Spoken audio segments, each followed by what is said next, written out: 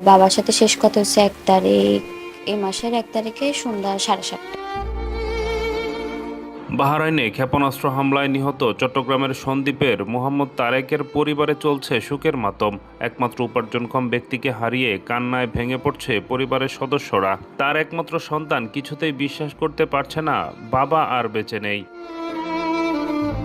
উপজেলার আজিমপুর ইউনিয়নের পাহাড়ের গো বাড়ির বাসিন্দা তারেক সোমবার ভোরে বাহরাইনের একটি ড্রাইডক শিপইয়ার্ডে পেশাগত দায়িত্ব পালনের সময় এ হামলার ঘটনা ঘটে। তারেক দীর্ঘ ২৭ বছর ধরে বাহরাইনে কর্মরত ছিলেন। সর্বশেষ ১.৫ বছর আগে দেশে এসেছিলেন।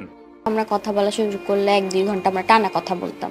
বাবা বিরক্ত হইতো না আমার সব কথা মন দিয়ে ওরা কাজ শেষ ছাদে উঠে শিবের উপরে উঠবার পরে দিয়ে ওরা ৩ জন লোক ছিল।